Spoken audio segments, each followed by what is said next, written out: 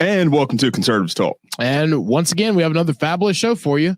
And we're actually going to bring on Tia Bess with Moms for Liberty. She's their national recruiter. And so you're not going to want to miss this. I know this is inappropriate, but when Jamie said fabulous, I just saw him. That just popped in my head. Roll the intro video.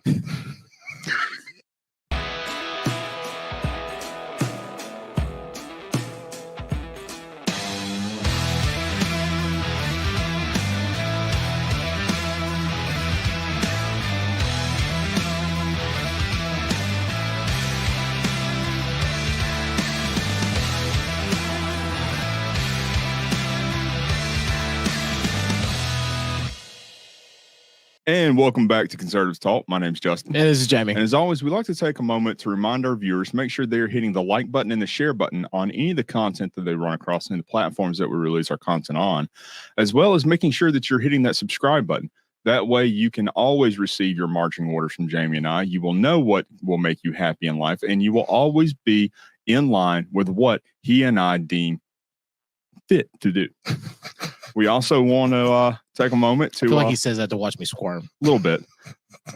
We also like to remind our viewers to make sure they're going to our website at conservativestalk.org and hitting that sponsor tab in the upper right-hand corner and the lower right-hand corner, because it does take money in order for us to spend to send you your marching orders, so you will know what to do and what will make you happy.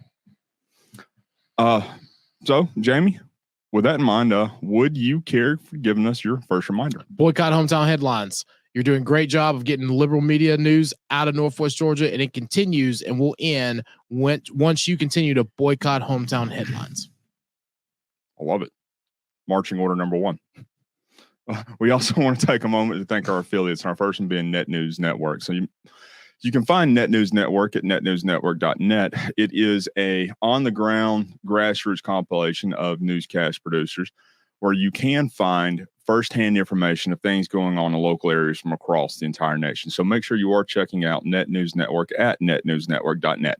We also want to say a quick thank you to Veterans for America First, the premier America First grassroots policy organization, and they push this policy through their media arm, and their media arm is called Vet Voice. So make sure you are looking for Vet Voice on every social media platform so you can find these America First policy grassroots content producers. So make sure you are looking for Vet Voice on every major social media platform. So, Jamie, let's roll right into it. Let's roll into it. Tia Bess with Moms for Liberty. How are you doing, Miss Tia? Can you hear us? Yes, I can hear you. Hi. Hey. Good to see you again. So good to see you again too. We've really hyped you up around this and bringing you on to our show with this. So okay. We want to start off by asking you, can you give us a little bit about your background and your history? Okay, which part? Because I've been through it all. Well, I'll tell you what. Give us what Jamie and I would refer to as kind of your political resume, but instead of the political part, let's just hear your resume. Yeah. Okay, well, perfect. Well, I am a mom of 3. We're in a blended family. I have a son who's on the autism spectrum. So a lot of my time goes towards making sure that my kids can be the best version of themselves and standing up for their rights. That's very important to me. Absolutely. Sorry, guys, we're at the T-ball field today. You know, I think that people need to see realness. We need to see more realness in our political situation. I mean, right now I'm doing my interview from the T-ball field. I promised my daughter I would go. So, you know, this is reality. This is how we are. Moms don't get days off ever. I love it. I couldn't. I'll put it this way. I respect you that much more just because of the fact that you are doing this from the T-ball field as opposed from a recording studio where we are. Yeah, or an office. Well, I'm boots on the ground. I'm a hands-on mom. Well, there should be more of them. Yeah. So we know that you are a part of an organization called Moms for Liberty. Can you tell us a little bit about what Moms for Liberty is? Yes, sir. Yes. So Moms for Liberty is a organization started by two moms who were school board members, and they basically saw behind the educational curtain. They saw that there is no transparency when it comes to what our kids need and parental involvement. So they decided to start the organization to empower parents, and our mission is to save the children. Currently, we have over 115,000 parents, just like you and me, every day, parents who understand what their kids need. We're in 44 states, and we have over 275 chapters. Wow. That's a bit of a grassroots organization there. Big time. And we're only 2 years old. We're the terrible two this year. Okay, that is That means it's time to get incredible. feisty. Yeah. That's Yeah. an incredible grassroots organization. That's by the way. right. Grassroots, of course. So what drove you to join this organization? Okay. I'm a realist, and I'm just going to tell you. So Absolutely. I hope everyone's okay with that. Yeah. So my son is on the autism spectrum, as I mentioned, and he was in self-contained ESE classes. And this was during the time of the pandemic where they were going to shut everything down. And I started to realize that when my son is supposed to be getting speech therapy, occupational therapy, ABA therapy, and they weren't providing the services. Huh. Now, I'm not a trained professional, but I did my best to make sure that my son wouldn't fall behind. And unfortunately, the schools, they told us during an IEP meeting that you could mask train your son or potty train him if you want us to send him back to school and to change his IEP. Wow. I didn't know what that was. I'm thinking mask train him. So what is mask training? Yeah. That means a 5-year-old that has sensory issues on the autism spectrum would have to wear a mask, a face shield, and sit behind plexiglass for 8 to 10 hours a day. No way. No.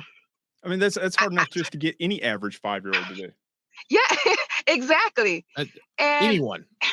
Not just No. a kid. It was hard I couldn't enough do to it. get Jamie You know just what I to mean? do half the I things that we need. You know what I mean?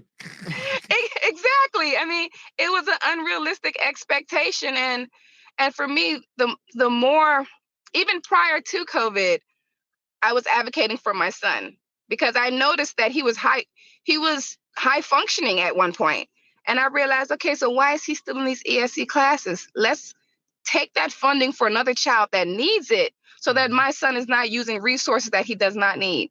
Mm-hmm. They refused to move him. And it wasn't until I joined an organization like Moms for Liberty did school board members take me seriously. I mean, I've sent emails to principals, site coordinators, everyone who would listen. And all of my complaints for my baby fell on deaf ear. So what is it that Moms for Liberty does? What do they do to go about to affect change for folks like your son? We hold our elected officials accountable. We hold them accountable for the promises that they made to us, because you know what? Our voice doesn't matter every 4 years or every election. That's the only time most of these Amen. politicians care about us is Yep. when they're trying to get a signature signed to get elected. But the rest of the year, they don't care about us. So we're holding everyone accountable. You confused me a little bit there with something you just said. Holding politicians accountable. What's that? I know. Is that kind of oxymoronic, right? I mean, you know, I'm gonna speak on behalf of myself. Prior to this movement, I didn't know anything about politics, let alone watch a school board meeting. I'd rather have like a root canal instead of watch a school board meeting, because I was like, nah, I don't care about that. However, as an uninformed voter, there are people who are making policies for my neighborhood, and they've never even lived in my neighborhood. And as voters, we're checking off policies that we don't even know. We've never looked into any type of bills. How can you agree on something if you don't know what it is? So that's ignorance on my part too, as a voter before the shutdown. I mean, that's. I think that speaks to, I would say, a wide variety. Yeah, about 92% of Americans in general. We just have become complacent and put a trust in those who have told us that they were doing what they want, are doing everything in our own benefit. And obviously, like what we saw in 2020 and beyond that, when they started to shut the schools down and they sent kids home, and then parents actually began somewhat almost forced in some cases into understanding what the education process is and what's going into the education process, and had to start to learn more about the voting process, had to start learning more about what they could do to change that. Well, and it goes back to the Great Awakening, right? Because we started to realize that, wait a minute, we've kind of been asleep at the wheel as citizens for a while. Yes. It's now time for all of us to kind of step it up, take back the reins, and then organizations like this were the birth from that. And your parental rights don't stop at the door. You know, for us in Duval County, we weren't allowed to walk our kids to the classroom. And for me, having a child that was nonverbal at the time, I want to meet the teacher. I want to meet you face to face, like, so we can understand, like, he may have this issue, or please contact me. And I'm sure every parent knows that bond when you meet a teacher. You know exactly where that educator's heart is at. Yep. Oh, so they wouldn't even allow you to walk to the classroom. Yeah, explain that experience. You had to just because we would start a whole movement there. Exactly, and it doesn't matter what side you voted for. I tell people there's R's, there's D's. Let's focus on the main issue: is our kids. Exactly. If I pull up to school and they were doing thermometer checks at the car loop, because down here in Florida we have the car loops. You drop your kids off. They did thermometer checks from the car, and if they had a temperature of over 100, drive off. If they didn't, drop them off. But you can't go inside the school as an adult. Wow. They will bring things to the door for you. So they're basically just standing there in a hazmat suit with a thermometer and be like, nope. Let's see. That's denied. Are these throwaways? Because like now I have a whole nother set of questions, because you just go keep sticking the same thermometer in a bunch of kids' mouths. You got the radar. It was the radar gun. It was the radar. It's the radar guns, but still, I'm sure that can't be the healthiest thing, putting it to your temple for a long exposure, a long period of time. So correct. Multiple people. Not just that, but I mean the accuracy of those. Yeah, those weren't accurate. Have been shown to be just you know. Sounds like you got experience with that. Yeah. Playing sick. I put it this way: I had a whole nother life before I got involved with politics. I was deeply delved into the medical field. Actually, that's part of half of my degree and probably 10 years of my life in the military before I got involved with the whole political and legal aspects of everything. Oh, well, good for you. Oh yeah, it was it was an entirely different world.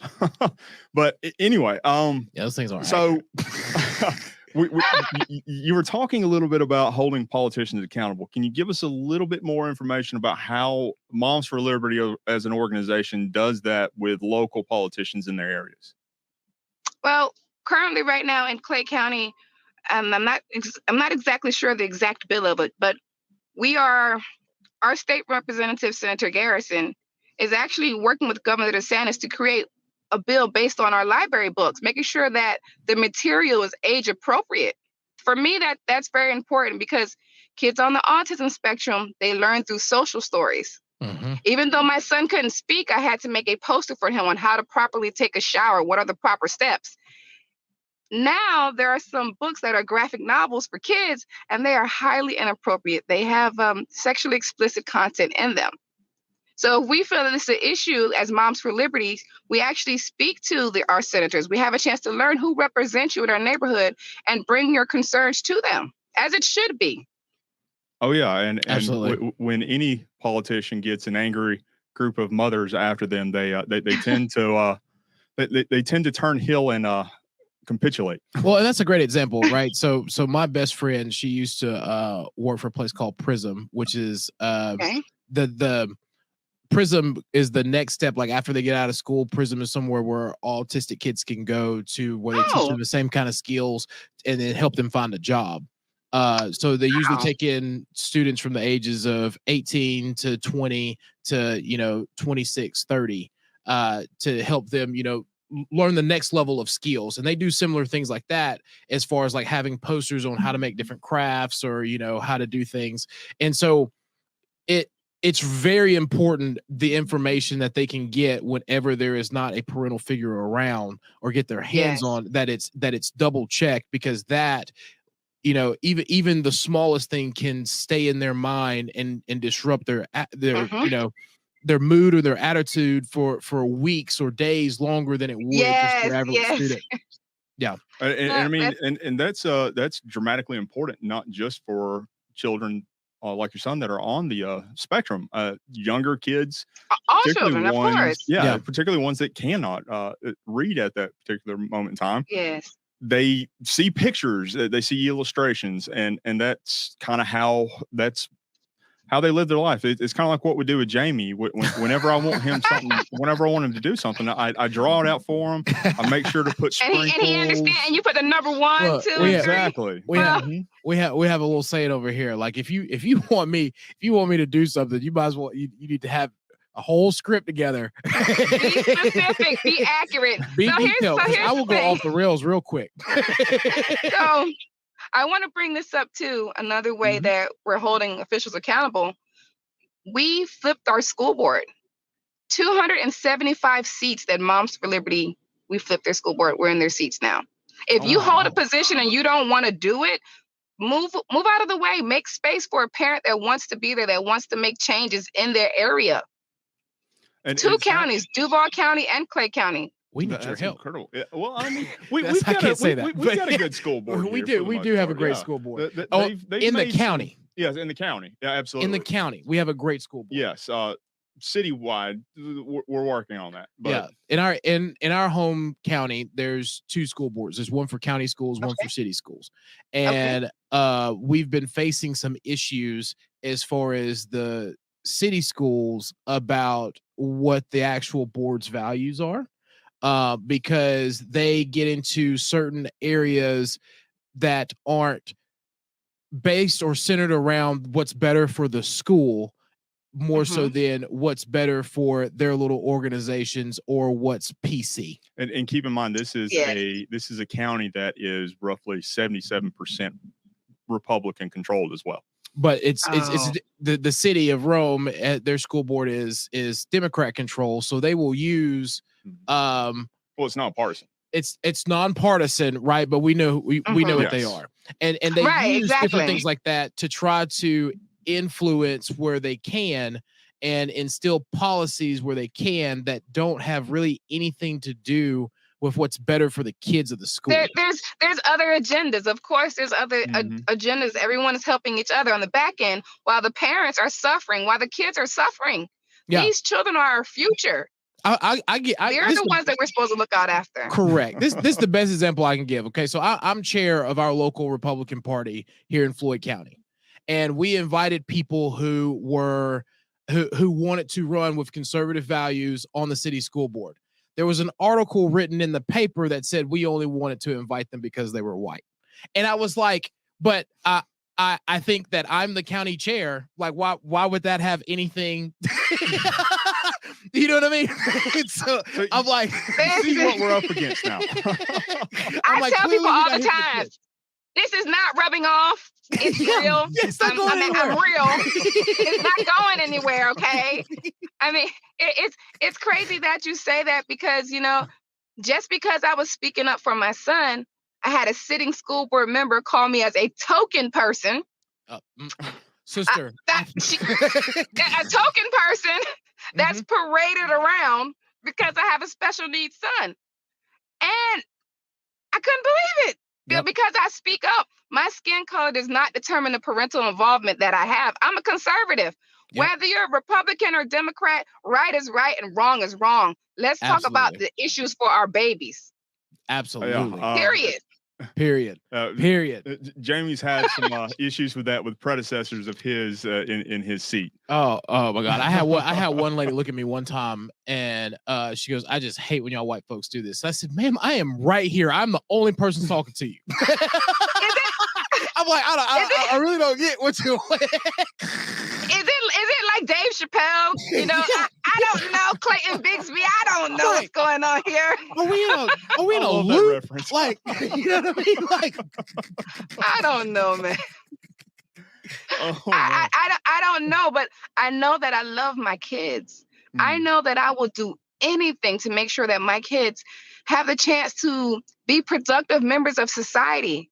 I don't know any parent, especially, and I speak on behalf of both, but I don't know any parent that's on the autism that has a child on the autism spectrum that's not worried about what's going to happen to them if something happens to me.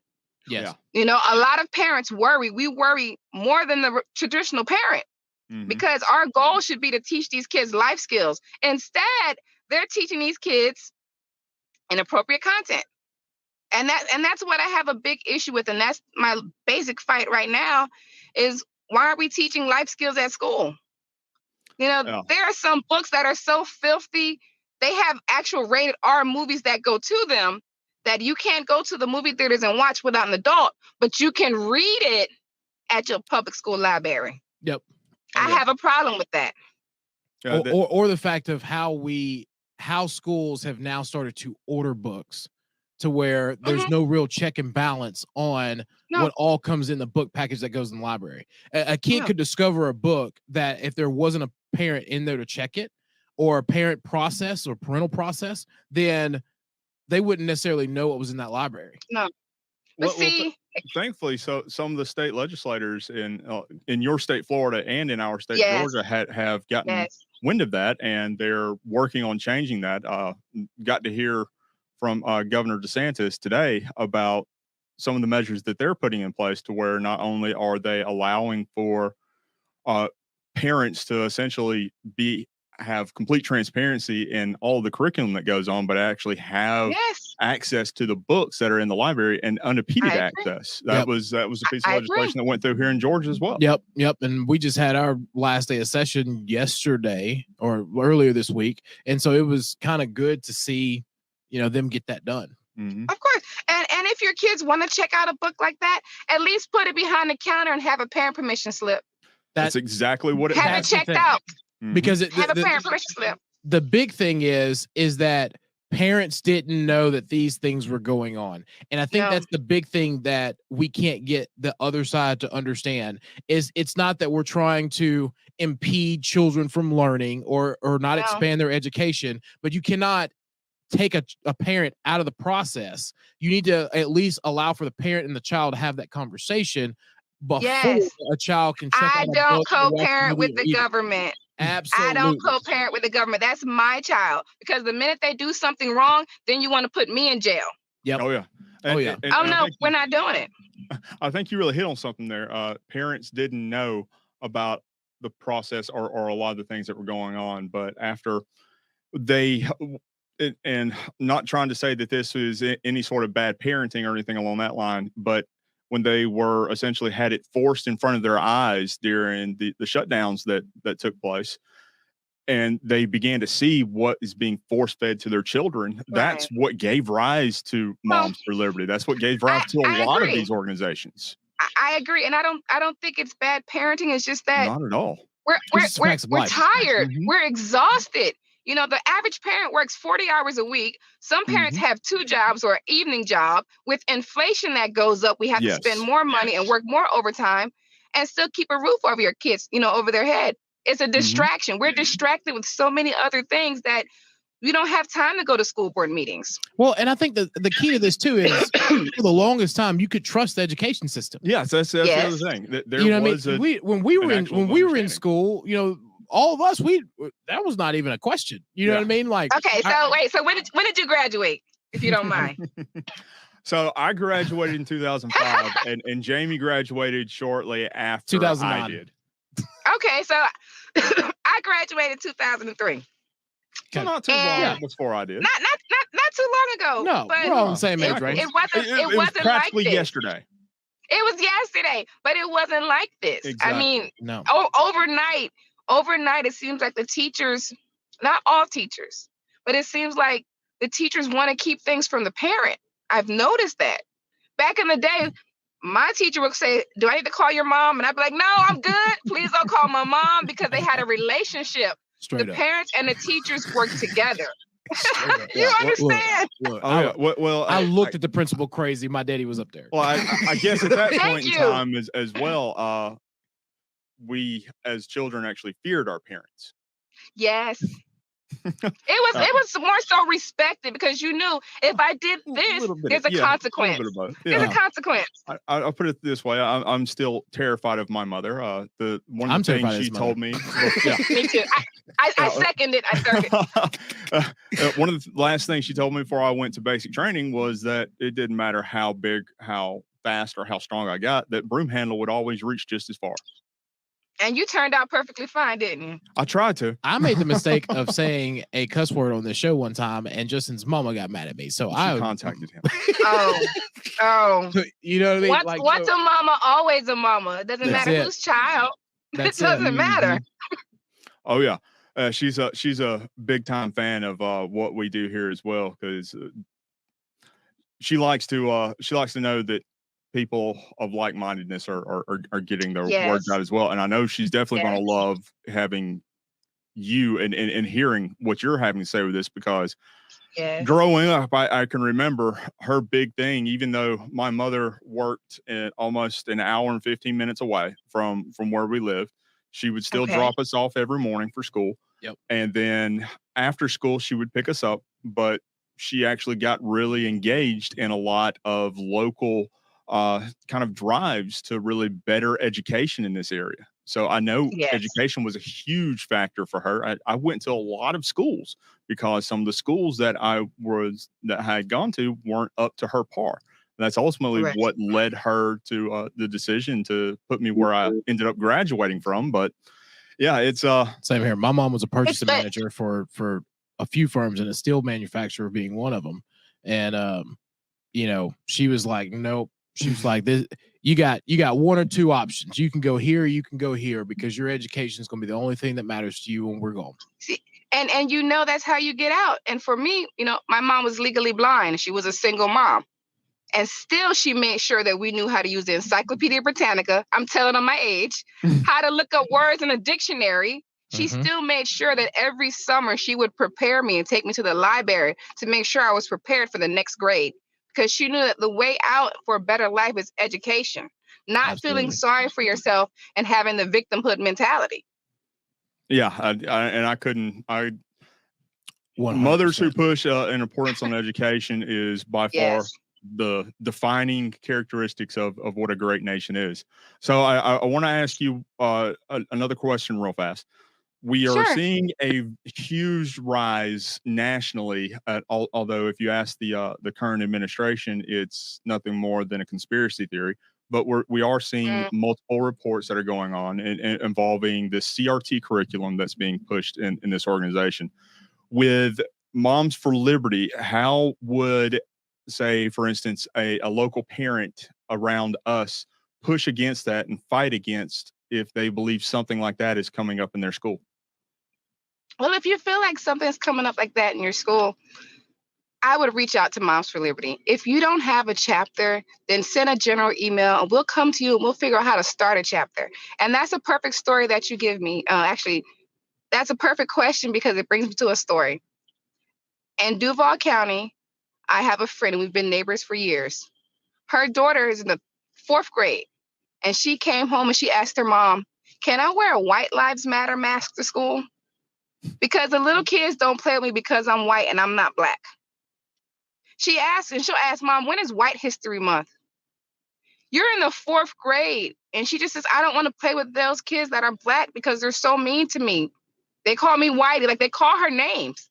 And I said, well, listen, Jesus did not die on that cross just for black lives or Indian lives or white lives. Jesus died on that cross for everybody. And I told that little girl, "You are beautiful. Do not worry about that." But that is CRT being taught in the schools because kids are allowed to wear those masks to school. And her mother told me, "I don't have a racist bone in my body. You know that. We're not teaching that here. It's coming from school." It's ridiculous that they're trying to imprint something so divisive. Indoctrination. I think they hate me and they hate. Yeah, I hate them and they hate me. How many missed encounters as an adult has there been since you're like, "I don't think that person likes me, so I'm not going to say hi," or "I think they hate me, I'm not going to say anything to them." We miss out on great opportunities to get a chance to know people because we don't step out our comfort zone. Yep. Yeah, and it ultimately leads to it not just division. I hate them or they hate me, but I hate myself. Yeah, well, yes, and that's the thing. Like hate is taught. It's not. It's not something that it's not natural, and so because of that, you like you were saying, you go to the root of it, and a lot of times you can see that that's taught in school one way or another, whether it's through curriculum like we're seeing now, or it's through some form of lack of administration control on kids who are being bullies, and it's just disheartening to see that we have, like you said, so many opportunities to where we can do all the things that we've been trying to do and starting it in schools. But, the others have used this time to try to divide us more by teaching curriculum that they have. I mean, they're saying things on the news like the NAACP is issuing a travel ban to Florida if you're Black. Yeah. I live in Florida. I don't know what that means. Well, they won't even let Jamie in. So we have a mentor, right? who is a white guy who was allowed to join the NAACP, but they won't let me because I'm too. Let me guess, you didn't vote for Biden because you ain't Black. Because I'm not Black. Okay. You feel me? You see what I'm going through? Okay. Isn't that discrimination though for you? Exactly. A little bit. Yeah. Oh yeah. A little bit of that in there. Okay. So I want to ask one more thing, and I don't know if Jamie has any other questions that he would like to ask as well. But you said that if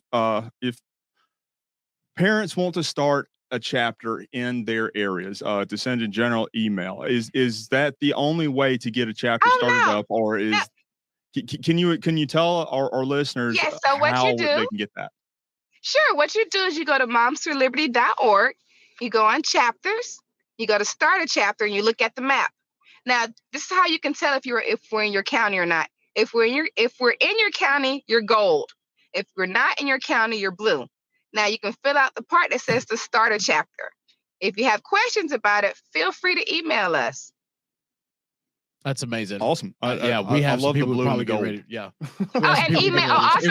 Let me give you my email too. It's tia@momsforliberty.org. All right. And I just want to make sure we have your permission for this, but would you mind if we post that email in the I guess in the description for this video? I don't mind. I don't mind. I just took a position with Moms for Liberty as a national outreach director. Amazing. Okay, so then it's kind of in the job description then. It's in the job description, yes. Well, I don't have any questions because you've answered them, and this has absolutely been enjoyable. And thank you for what you're doing, because you're at the forefront of three things that are passions of mine of helping students, especially autistic kids. Yeah. Black conservatives, and making sure that our education system is great. So I kind of underplayed her a little bit when I told you about her, didn't I? Yeah, I know. This is just. This is awesome. Listen. Here's the thing. I'm a regular person. That's I have a farm. I have chickens. I have goats. I'm walking around in my overalls and Crocs because I'm still mom. So a lot of people think they have to have a certain educational level and this many amount of degrees to be able to have their voice be heard. But no, you don't. You just have to have the passion and a voice. And the willingness to get out there and do it. And the willingness and the strength. And I think that's a big part of it, the work ethic behind that. And not just the work ethic, but also the willingness, because we all know the hardest job in the world is being a mother. And it takes that extra bit of will to step up, to make a difference, to make sure that your child is being taken care of. I say it every day. I thank God every day I'm a man, because you have to be very strong to be a woman, especially in this day and age. Yes. It's tough. I mean, you're on call 24/7. 24/7. Look, we can take a break, go take a nap. Like, you know what I mean? Right, I'm on call. Something's missing, mom. Yeah. I mean, especially mom. It's never dad. It's always mom. Hey, especially in the first 6 months. In the first 6 months, you know what I mean? Y'all got to do the feed and everything else. Like, we can go to bed. I don't even know what sleep is anymore. I'm like, what is that? What is sleep? I can sleep when I die, right? Yeah. Am I ever going to get a full 8 hours? Well, I don't think so. I can empathize with that. Well, Tia, it has been an absolute honor and a pleasure having you on with us today. Thank you so much. Thank you. Enjoy the T-ball game. Yes. Yeah, I got to get back to T-ball game. All right. Bye. Thank you. Bye. Bye. So again, I know I said this during the show, during the interview, but I really undersold Tia in getting Jamie to talk to her, or talking to Jamie about her coming on as a guest. Yeah, I was highly impressed, very excited. Beyond approach, like, like she was absolutely amazing. Mm-hmm. Yeah, I met this woman at a fundraiser, and since then I've been nothing but impressed by everything she says and everything she's done. Her story really fired me up, more or less. Yeah, I mean, I can. Me and her, we can relate to a lot of things, and that if you didn't feel that from the conversation we just had, but it's truly exciting for what she's doing, and especially in her new role. I see this organization growing and continuing to help, make sure that our schools are safe. I mean, they've been organized for 2 years, and they're already well over 100,000 members. Which is, I mean, that's mind blowing. Can't wait for them to start a chapter here. Yeah, not just here, but across Northwest Georgia, North Georgia, across Georgia. But yeah. I mean, all of Northwest Georgia is the same thing. So, so what you're saying is we all look alike. Yeah. Yeah. All of us. We have some folks in the Southern District that may disagree with you, because I'm pretty sure when you look at the Southern District compared to the northern part of the district, we all still look alike. Some may act a little bit more suburban, but we all still look alike. Fair point. Fair point. Yeah. Make sure you are going to momsforliberty.org and checking out their chapter tab. It is an organization that is full of fighters, full of those mama bears that are not only just engaged, but are fighting tooth and nail, hand and fist. I mean, they're throwing every bit of what a mama bear is into these fights to make sure that their kids are receiving the level of education that they deserve to receive. And frankly, it's not just moms that are doing this. I mean, any women across the entire nation can take part and join into this, and we will define what we mean as a woman if you like us to. Our viewers don't need to. Yeah, I have no problem doing that. Our viewers know what a woman is. Oh, so we have reached that inevitable part of every show and life as well, where we reach the conclusion. With that, we do like to remind our viewers to make sure they are hitting the like button and the share button on any of the content that they see on any of the platforms that we release our content on, as well as making sure that you're hitting the subscribe button. That way you will never miss a single thing of anything that Jamie and I put out, because you desperately need to know what we're telling you to make sure your life goes according to plan. No. We also like to ask our viewers to go to our website at conservativestalk.org and hitting that sponsor tab in the upper right-hand corner or the lower right-hand corner, because it does take funding in order for us to be able to run your lives. No, everything but that last part. We also like to take a moment to thank our affiliates, and our first one being Net News Network. So you can find Net News Network at netnewsnetwork.net. We also want to say thank you to Veterans for America First. You can find them at vfaf.org, and their media arm, Vet Voice. You can find Vet Voice on every major social media platform. So, Jamie, how about giving us your final thoughts? Final thought is just to repeat as usual. April 22nd is convention day for the district, so make sure that you're getting involved. It's another opportune time for anyone to get involved and get involved on a district level, not just your county level. And again, if you are interested in running for office anywhere in the United States, but especially in Georgia, please reach out to us. Go to our website, hit contact, and just send us your information, and we'll reach out to you and plug you in and get you to the right people. Absolutely. I want to tack a little bit more onto that. These conventions that are coming up, you don't have to just be a delegate or an alternate in order to go just be there, letting people know how you feel about things, learning a lot of the things that are going on, because there will be training classes that are going to be going on during these convention cycles as well.